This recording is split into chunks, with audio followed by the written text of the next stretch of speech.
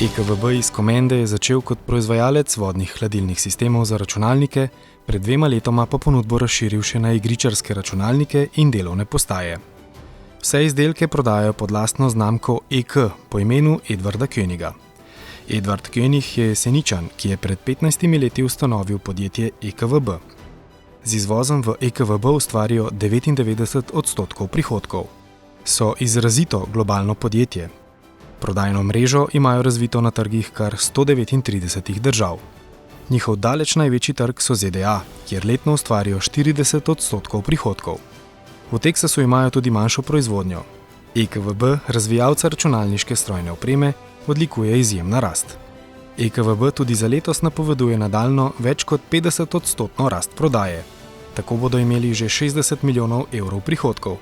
Povečujejo tudi dobiček, dobičkovna marža iz poslovanja je lani znašala 14,2% in bila precej večja od slovenskega povprečja. Lani so na novo zaposlili 64 sodelavcev, letos jih bodo 96, tako da jih bo konec leta že 250. Matjaž Krč, v čem ste boljši od tekmecev? Podjetje je zelo kreativno, za to kreativnosti v zadnji je pač skrivni recept, ki je zelo težko skopirati. Namreč, ko partnerji pridejo do nas, nam rečejo, da je v našem podjetju zelo dobra energija. Mi to vemo, to sva z Edijem že od vsega začetka gojila in to je posledica svobode. Svobode, ki je najprej pač ekonomska svoboda, zato ker pač imamo dobre plače, in pa zaradi osebne svobode, ki ti omogoča dejansko, da to kreativnost razvijaš in sproščaš. Edvard König, kakšen bo EKVB čez 5 let?